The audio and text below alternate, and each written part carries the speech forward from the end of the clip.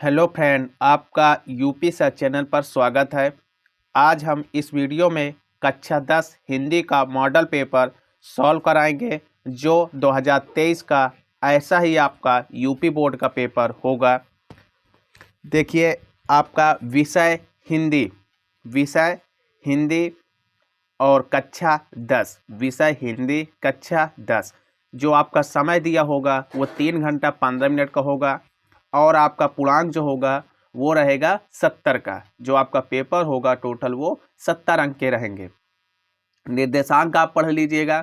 देखिए, यह प्रश्न पत्र 2 खंडों में विभाजित है। यह प्रश्न पत्र 2 खंडों में विभाजित है। खंड आ बहुविकल्पी प्रश्न है। खंड आ है जो आपका वो बहुविकल्पी प्रश्न है। इन प्रश्नों के सही उत्तर पहचान कर आपको OMR सीट पर सही विकल्प को काले पेन से गोला करें। OMR सीट पे आपको भरना होगा इसको, ठीक है। लेकिन यहाँ पर हम देखिए OMR सीट हम इसमें टिक यहीं पे लगा के बताएंगे, लेकिन आपको OMR सीट में भरना होगा, ठीक है। आपको वो बोर्ड पेपर में OMR सीट दी जाएगी, ठीक है। तो पेन से गोला करें तथा खंड बा में वर्णनात्मक प्रश्न है जिनके उत्तर कॉपी में लिखना होगा। जो अगले खंड बा है उसके आपके उत्तर आपको कॉपी में लिखना होगा, ठीक है।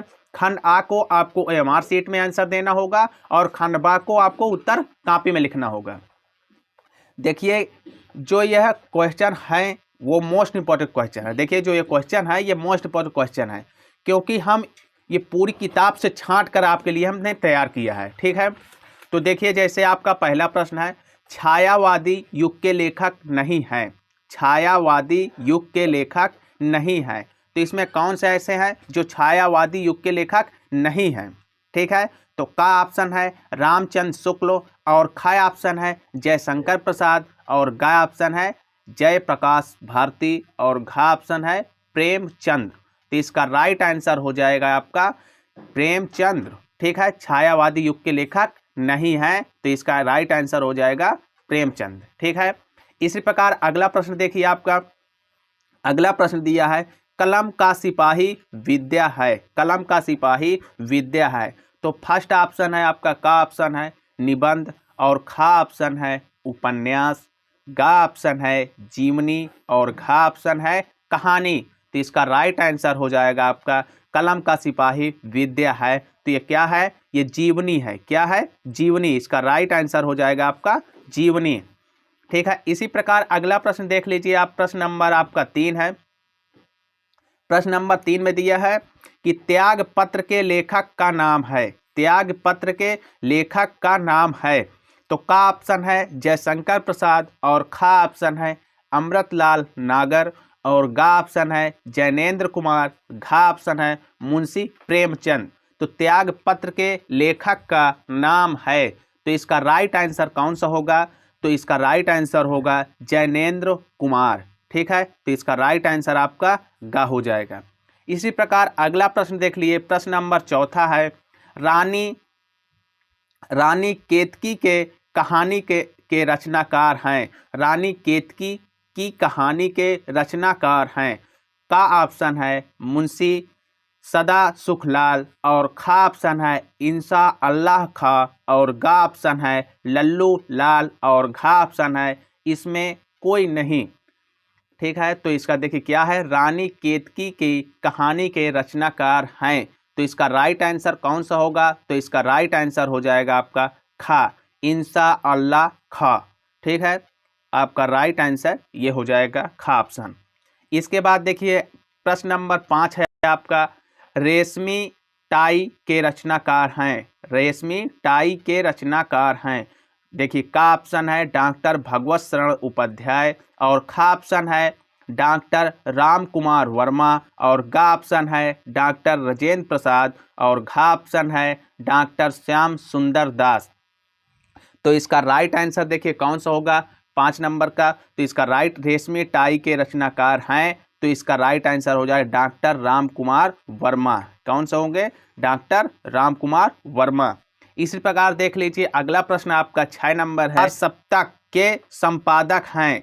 छठा क्वेश्चन है आपके तार सप्तक के संपादक हैं। तो का ऑप्शन है अज्ञे और खा ऑप्शन है निराला और गा ऑप्शन है महादेवी वर्मा और घा ऑप्शन है श्याम नारायण पांडे। श्याम नारायण पांडे। तो इसका आपका राइट आंसर कौन सा हो जाएगा? तो इसका राइट आंसर हो जाएगा आपका अज्ञेय। कौन सा होगा? अज्ञेय का ऑप्शन इसका राइट आंसर हो जाएगा। इसी प्रकार देखिए आपका अगला प्रश्न है, श्री कृष्ण गीतावली के रचयिता हैं। का ऑप्शन है तुलसीदास और खा ऑप्शन है सूरदास और गा ऑप्शन है भूषण और घा ऑप्शन है भारतेंदु हरिश्चंद्र। तो इसका राइट आंसर होगा आपका तुलसीदास। ठीक है। इसी प्रकार देखिए आपका प्रश्न नंबर 8 है, परमाल रासो किस काल की रचना है? तो का ऑप्शन है आपका आदिकाल और खा ऑप्शन है भक्ति काल, गा ऑप्शन है रीतिकाल और आपका घा ऑप्शन है आधुनिक काल। तो इसका राइट आंसर हो जाएगा आपका आदिकाल। ठीक है। इस प्रकार अगला प्रश्न देख लीजिए आप। देखिए प्रश्न नंबर आपका 9 है, हिंदी का प्रथम महाकाव्य माना जाता है। हिंदी का प्रथम महाकाव्य माना जाता है। का ऑप्शन है पद्यावत और खा ऑप्शन है रामचंद्रिका और गा ऑप्शन है रामचरितमानस, घा ऑप्शन है पृथ्वीराज रासो। ठीक है। तो इसका राइट आंसर आपका जो हो जाएगा वो होगा घा, और पृथ्वीराज रासो। हिंदी का प्रथम महाकाव्य माना जाता है पृथ्वीराज रासो को। ठीक है। इसी प्रकार अगला प्रश्न देख लीजिए, महाकवि बिहारी द्वारा रचित ग्रंथों की संख्या है। महाकवि बिहारी द्वारा रचित ग्रंथों की संख्या है। का ऑप्शन है 4 और खा ऑप्शन है 3 और गा ऑप्शन है 2, घा ऑप्शन है 1। तो इसका राइट आंसर जो आपका होगा वो होगा घा ऑप्शन 1। महाकवि बिहारी द्वारा रचित ग्रंथों की संख्या है वो है 1। ठीक है। तो इसका राइट आंसर हो जाएगा आपका 1। इसी प्रकार आपका अगला क्वेश्चन है, 11 नंबर क्वेश्चन है, चरण कमल बंदो हरिराई में कौन सा अलंकार है? चरण कमल बंदो हरिराई में कौन सा अलंकार है? का ऑप्शन है रूपक और खा ऑप्शन है अनुप्रास, गा ऑप्शन है श्लेष, घा ऑप्शन है उत्प्रेक्षा। तो इसका राइट आंसर जो होगा आपका वो होगा का। चरण कमल बंदो हरिराई में कौन सा अलंकार होगा? वो होगा रूपक। ठीक है। तो इसका राइट आंसर हो जाएगा आपका का ऑप्शन। इस प्रकार अगला प्रश्न देख लीजिए। प्रश्न नंबर है आपका 12, सोरठा के प्रथम एवं तृतीय चरण में मात्राएं होती हैं। सोरठा के प्रथम एवं तृतीय चरण में मात्राएं होती हैं। का ऑप्शन है 11 से 11, 11 और 11, खा ऑप्शन है 13 13 और आपका गा ऑप्शन है 16 16 और घा ऑप्शन है 14 14। तो इसका राइट आंसर जो होगा आपका वो होगा का ऑप्शन। सोरठा के प्रथम एवं तृतीय चरण में मात्राएं होती हैं वो होती हैं आपकी 11 11। ठीक है। तो इसका राइट आंसर हो जाएगा आपका गा, 12 नंबर क्वेश्चन का। इसी प्रकार अगला प्रश्न देखिए, प्रश्न नंबर 13, चढ़ चेतक पर तलवार उठा रखता था भूतल पानी को में रस है। चढ़ चेतक पर तलवार उठा रखता था भूतल पानी को में रस है। तो इसमें कौन सा रस होगा? तो देखिए का ऑप्शन है वीर रस और खा ऑप्शन है शांत रस, गा ऑप्शन है हास रस, घा ऑप्शन है करुण रस। तो इसका राइट आंसर कौन सा होगा इसको आप बताएं। तो इसका राइट आंसर हो जाएगा आपका वीर रस। चढ़ चेतक पर तलवार उठा, देखिए रखता था भूतक पानी को में कौन सा रस होगा? तो इसका रस होगा आपका वीर रस। ठीक है। का ऑप्शन इसका राइट आंसर हो जाएगा। इसी प्रकार अगला प्रश्न देख लीजिए, आपका है सप्तरस सप्तऋषि में समास है कौन सा? का ऑप्शन है द्विविध समास, खा ऑप्शन है द्वंद्व समास और गा ऑप्शन है अविभाव समास और घा ऑप्शन है तत्पुरुष समास। तो 14 नंबर क्वेश्चन का कौन सा राइट आंसर होगा? तो इसका राइट आंसर होगा द्विगु समास। ठीक है। इसका राइट आंसर का हो जाएगा द्विगु समास। इसी प्रकार आप 15 नंबर क्वेश्चन देख लीजिए। 15 नंबर क्वेश्चन में दिया है जेठ का तत्सम शब्द होगा। जेठ का तत्सम शब्द होगा। तो इसका का ऑप्शन दिया है ज्येष्ठ, खा ऑप्शन दिया है ज्येष्ठ और गा ऑप्शन दिया है जेठ मास और घा ऑप्शन दिया है कनिष्ठ। तो इसका 15 नंबर क्वेश्चन का राइट आंसर जो होगा वो आपका हो जाएगा ज्येष्ठ। ठीक है, इसका राइट आंसर आपका का हो जाएगा। इसके बाद प्रश्न नंबर है आपका 16। देखिए लिखा हुआ क्रोध का पर्यायवाची शब्द है, क्रोध का पर्यायवाची शब्द है।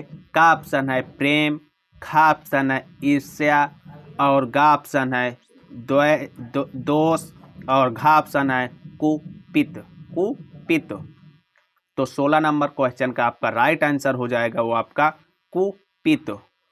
क्रोध का पर्यायवाची शब्द जो होगा वो कुपित हो जाएगा। ठीक है, इसी प्रकार अगला प्रश्न देख लीजिए। अगला प्रश्न है आपका प्रश्न नंबर है 17। इति प्लस अत्र का संधि है। का ऑप्शन है इत्यत्र, खा ऑप्शन है इतित्र, गा ऑप्शन है इत्यत्र और घा ऑप्शन है इनमें से कोई नहीं। तो देखिए 17 नंबर क्वेश्चन का राइट आंसर जो होगा आपका होगा इत्यत्र। का ऑप्शन इसका राइट आंसर हो जाएगा। देखिए अगला क्वेश्चन जो आपका है प्रश्न नंबर 18। दूराचार शब्द में उपसर्ग है, दूराचार शब्द में उपसर्ग है। का ऑप्शन है दूरा, का ऑप्शन है आपका दूरा और खा ऑप्शन है दु और गा ऑप्शन है दुस और घा ऑप्शन है दुर। ठीक है, तो दूराचार शब्द में उपसर्ग है। तो 18 नंबर क्वेश्चन का राइट आंसर जो होगा आपका वो दुर। ठीक है, ये आपका राइट आंसर हो जाएगा। इसी प्रकार अगला प्रश्न देख लीजिए प्रश्न नंबर 19। हसतु शब्द किस लकार का है, हसतु शब्द किस लकार का है। का ऑप्शन है लोट लकार, खा ऑप्शन है लड लकार और गा ऑप्शन है विधिलिंग लकार और घा ऑप्शन है लट लकार। तो देखिए इसका 19 नंबर का कौन सा राइट आंसर होगा। तो इसका राइट आंसर होगा लोट लकार। हसतु शब्द किस लकार का है, तो ये है लोट लकार। ठीक है, इसका राइट आंसर हो जाएगा आपका का ऑप्शन। इसी प्रकार देखिए प्रश्न नंबर आपका है 20 जो लास्ट क्वेश्चन है। सफलता में प्रत्यय है, सफलता में प्रत्यय है। का ऑप्शन है सा और खा ऑप्शन है फल, गा ऑप्शन है लता और घा ऑप्शन है ता। सफलता में प्रत्यय है, तो इसका राइट आंसर कौन सा हो जाएगा 20 नंबर का। तो इसका राइट आंसर हो जाएगा घा, ता। प्रत्यय में सफलता में प्रत्यय है तो ता। ठीक है, अब देखिए आपका खंड आ आपका समाप्त हो चुका है। अब आपका खंड ब यहाँ से प्रारंभ होगा, जो वर्णनात्मक प्रश्न होंगे जिनको इनको आपको कॉपी में लिखना होगा। ठीक है, तो देख लीजिए दिया है खंड प्रश्न नंबर 1। निम्नलिखित गद्यांश पर आधारित 3 प्रश्नों के उत्तर दीजिए। इनमें 3 प्रश्नों के आपको उत्तर देना है। ठीक है, तो देखिए आपका खंडवा में जो दिया है, देखिए क्या लिखा है। जिंदगी को मौत के पंजों से मुक्त कर उसे अमर बनाने के लिए आदमी ने पहाड़ काटा है। किस तरह इंसान की खूबियों की कहानी सदियों बाद आने वाली पीढ़ियों तक पहुंचाई जाए, इसके लिए आदमी ने कितने ही उपाय सोचे और किए। ठीक है, तो देखिए पहला ऑप्शन है आपका उपर्युक्त अवधारण का संदर्भ लिखिए। तो उपर्युक्त अवधारण का संदर्भ लिखिए। तो देखिए जो ये है डॉक्टर भगवत शरण उपाध्याय से लिया गया है। ठीक है, ये अजंता पाठ के हैं। ठीक है, ये अजंता पाठ से लिया गया है और इनके लेखक जो हैं वो डॉक्टर भगवत शरण उपाध्याय हैं। ठीक है, देखिए इसमें आपको फिर इसके बाद रेखांकित अंश की व्याख्या कीजिए, आपको व्याख्या में लिख देना है। ठीक है, इसके बाद लिखा है नीचे देखिए उत्तर 7 नंबर में दिया है। यहाँ पर लिखा है इंसान की विशेषताओं को पीढ़ियों तक पहुँचाने के लिए आदमी ने कौन सी युक्तियाँ सोची और की। इसमें आपको विशेषताएं लिखना होगा। ठीक है, इसी प्रकार अगला देखिए अथवा करके दिया, या आपको ये वाला प्रश्न करना है, इसको आपको करना है प्रश्न नंबर 1 में, या तो आपको ये वाला प्रश्न करना है। ठीक है, देख लीजिए इसमें लिखा है हम लोग कच्ची मिट्टी की मूर्ति के समान रहते हैं, जिसे जो चाहे जिस रूप का चाहे उस रूप का कर चाहे राक्षस बनावे चाहे देवता। ठीक है, तो देखिए जो ये है ये मित्रता पाठ से लिया गया है। यहाँ पर आपको लिखना होगा ये मित्रता पाठ से लिया गया है। इसके लेखक जो हैं वो आचार्य रामचंद्र शुक्ल जी हैं। ठीक है, इसके लेखक जो हैं वो आचार्य रामचंद्र शुक्ल जी हैं। ठीक है, ये मित्रता पाठ से लिया गया है जिसके लेखक आचार्य रामचंद्र शुक्ल जी हैं। ठीक है, अगला प्रश्न देख लीजिए। इसी प्रकार इसी के अगला क्वेश्चन जो है है अभी आप क्वेश्चन देख लीजिए।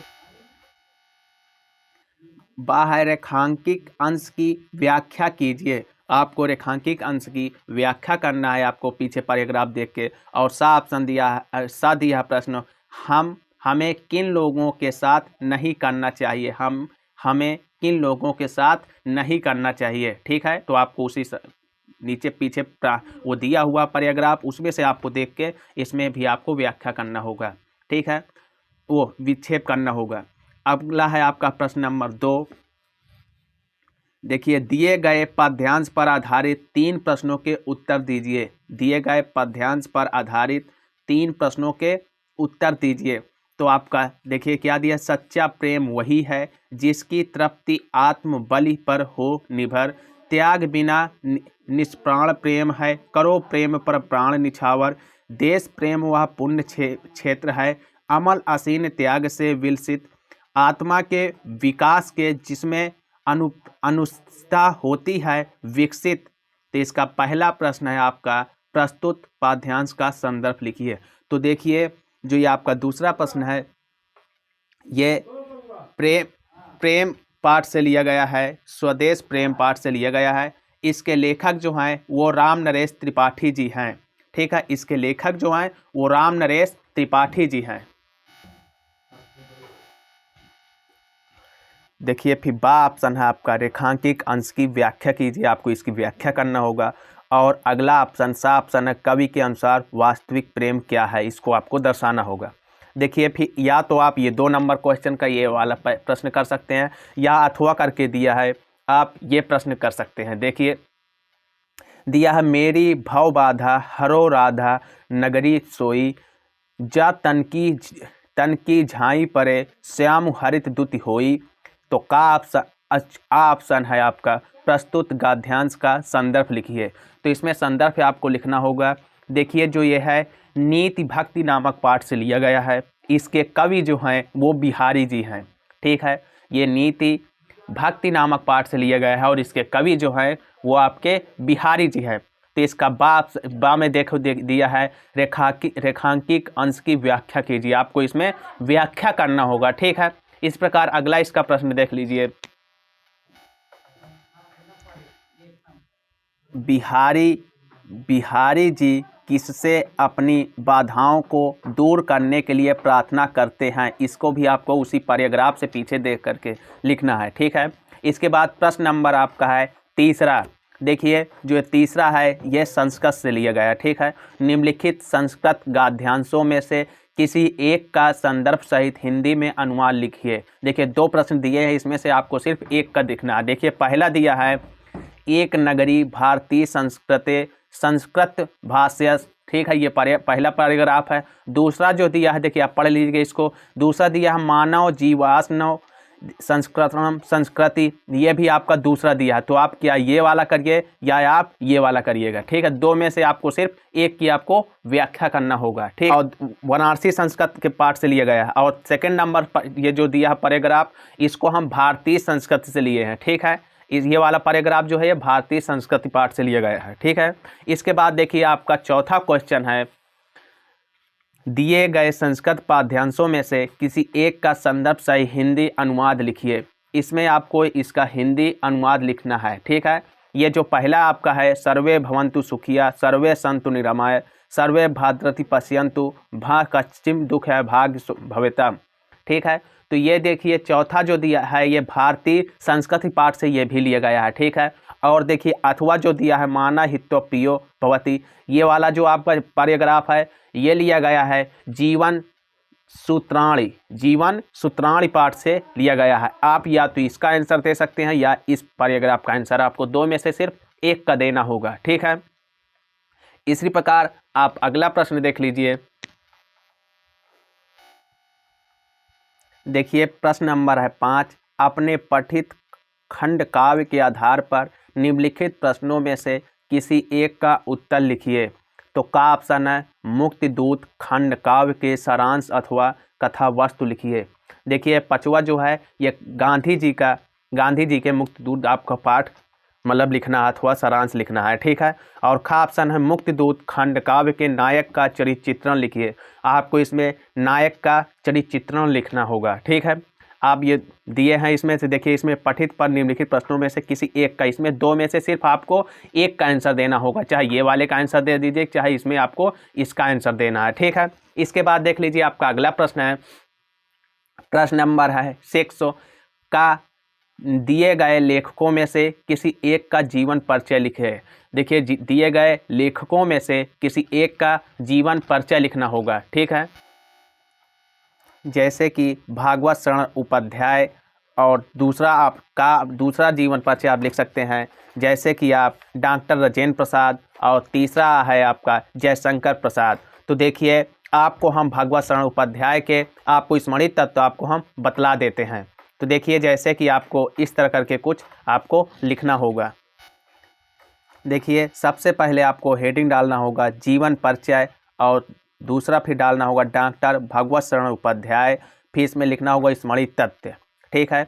आपको स्मृति तत्व डाल करके आपको लिखना होगा नेम, सबसे पहले लिखना होगा नेम में लिखना है भागवत शरण उपाध्याय जी, और सन लिखना है सन 1910 ईस्वी में इनका जन्म कब हुआ था, तो आपको स्मृति तत्व में लिख देना जन्म सन 1910 ईस्वी में। और पिता का नाम क्या था, तो पंडित रघुनंदन प्रताप जी, और माता का नाम क्या था, तो महादेवी जी। जन्म स्थान उजियारपुर बलिया उत्तर प्रदेश। और शिक्षा इनकी कहाँ उपलब्ध हुई, शिक्षा कितनी थी, तो एमए इन्होंने कर रखे थे, ठीक है। और आगे देख लीजिए इनकी रचनाएं क्या हैं, तो रचनाएं में लिख देना है अजंता मंदिर और भवन, भारतीय मूर्तिकला कहानी, भाषा इनकी परिष्कृत खड़ी बोली, शैली इनकी विवेचनात्मक वर्णनात्मक और भावनात्मक।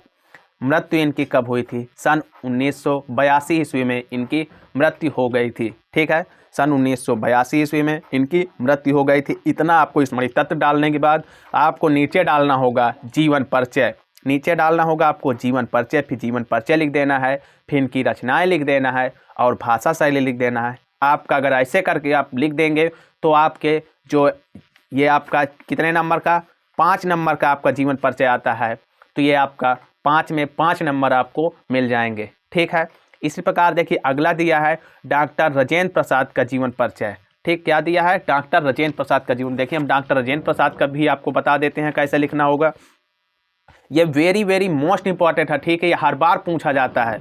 देखिए डॉक्टर राजेंद्र प्रसाद जी का जीवन परिचय लिखना होगा, सबसे पहले हेडिंग डालना होगा, फिर लिखना है स्मृति तत्व डाल के आपको नाम डालना होगा, सबसे पहले डॉक्टर राजेंद्र प्रसाद जी, पिता का नाम इनके श्री महादेव सहाय जी, और जन्म इनके डालना होगा जन्म सन 1884 ईस्वी में, माता का नाम इनके कमलेश्वरी देवी, जन्म स्थान इनका जो है जीरादेई जिला छपरा बिहार राज्य। इनकी रचनाएं जो आपको लिखना होगा, तो रचनाएं इनकी भारतीय संस्कृति शिक्षा और संस्कृति साहित्य, शिक्षा इनकी कोलकाता यूनिवर्सिटी से अर्थशास्त्र से, भाषा इनकी जो है शुद्ध सरल तथा प्रभावपूर्ण, शैली इनकी है भावनात्मक तथा साहित्य शैली। मृत्यु इनकी हुई सन 1963 ईस्वी में इनकी मृत्यु हो गई। इसके बाद आपको देखिए इस तरह करके आपको हेडिंग नीचे, फिर इसके नीचे आपको डालना है ऐसे करके, देख लीजिए जीवन परिचय आपको डालना होगा, जीवन परिचय में आपको लिख देना है। इसके बाद आपको रचनाएं डालना है, रचना लिख देना है, फिर इसके बाद भाषा शैली लिखना है आपको। इसके बाद साहित्य में स्थान, इनका स्थान कौन सा है साहित्य में, वो आपको लिखना है, ठीक है। ऐसे करके आप लिख देंगे तो आपको फुल 5 में 5 नंबर आपको दिए जाएंगे, ठीक है, यदि आप स्मृति तत्व बना के पहले लिख देते हैं, ठीक है। इसी प्रकार अगला आप देख लीजिए, इसमें दिया है जयशंकर प्रसाद, ठीक है। आप जयशंकर प्रसाद का भी हम अगर ऐसे करके सबके लिख के बताएंगे तो आपका वीडियो बहुत लंबा जाएगा, इसलिए आप इसको आप देख लीजिएगा, ठीक है, आप पढ़ लीजिएगा। इस प्रकार अगला प्रश्न देख लीजिए आप क्या दिया है, खा है आपका प्रश्न। दिए गए कवियों में से किसी एक का जीवन परिचय, उसमें देखिए पीछे जो दिया गया था उसमें 3 में से सिर्फ एक का जीवन परिचय लिखना था और इसमें भी आपको किसी एक का जीवन परिचय लिखना होगा। तो देखिए फर्स्ट है आपका सूरदास और सेकंड है आपका राम नरेश त्रिपाठी और थर्ड है आपका रस खान। ये 3 में से सिर्फ आपको एक का किसी का जीवन परिचय आपको लिखना होगा। ठीक है, आप किसी एक का लिख सकते हैं। ठीक है, यदि हम लिख के बताएंगे तो आपका लॉन्ग वीडियो जाएगा। ठीक है, बाकी आपका हमने इस जीवन परिचय जो मोस्ट इम्पॉर्टेंट जीवन परिचय है आपके जो यूपी बोर्ड में पक्का आना है 2023 में, उसका हम वीडियो ऑलरेडी पहले से बना चुके हैं। उसको हम डिस्क्रिप्शन में आपके नीचे हम लिंक दे देंगे, आप वहाँ से देख सकते हैं। ठीक है, इसके बाद देखिए आपका प्रश्न नंबर है 7। प्रश्न नंबर 7 है, अपनी पाठ्य पुस्तक से कथारस्त कोई एक श्लोक लिखिए जो इस प्रश्न पत्र में ना आया हो। अपनी पाठ्य पुस्तक से कोई एक श्लोक लिखना है जो पूरे पेपर में कहीं पर पैराग्राफ में ना दिया गया हो या इसमें ना आया हो। ठीक है, आपको एक श्लोक लिखना होगा। इसके बाद आपका प्रश्न नंबर है 8, देख लीजिए। प्रश्न जो आपका 8 है, निम्नलिखित में से किन्हीं 2 प्रश्नों का उत्तर संस्कृत में दीजिए। पदेन बिना किम दूर जाती, बिना पैर के कौन दूर जाता है। ठीक है, तो इसका आपको आंसर देना होगा। 8वां क्वेश्चन है आपका ये। तो पदेम पत्रम, ठीक है, इसमें लिखना होगा पत्रम यद्वम ग्रामीणम। ठीक है, इसके बाद अलछेद्र का आसीता, तो इसमें लिखा होगा एक यमन। ठीक है, आप संस्कृत में इनका आप आंसर दे सकते हैं। इसके बाद आप अगला प्रश्न देख लीजिए। आपका अगला प्रश्न जो है आपका प्रश्न नंबर 3 है, वाराणसी नगरी केशव संगम स्थली अस्ति। इसका भी आपको आंसर देना होगा। ठीक है, इसके बाद देखिए 4 नंबर प्रश्न है आपका, गीताया का संदेशा। ठीक है, इसको भी आपको आंसर लिखना होगा। इसके बाद देखिए प्रश्न नंबर है 9 आपका, निम्नलिखित में से किसी एक विषय पर निबंध लिखिए जो आपका ये 9 नंबर का रहेगा। ठीक है, कितने नंबर का होगा? 9 नंबर का आपका क्वेश्चन निबंध होगा। इसमें आपको निबंध का में आप लिख सकते हैं कंप्यूटर शिक्षा पर, या 2 नंबर पर लिख सकते हैं पर्यावरण प्रदूषण पर, और 3 नंबर पर लिख सकते हैं विज्ञान अभिशाप या वरदान पर, और 4 नंबर में लिख सकते हैं विद्यार्थी जीवन पर। ठीक है, ये 4 में आप किसी एक का आपको निबंध लिखना होगा जो आपका 9 नंबर का रहेगा। ठीक है, आप यदि आपको वीडियो पसंद आया हो तो लाइक और शेयर करना। Thank you.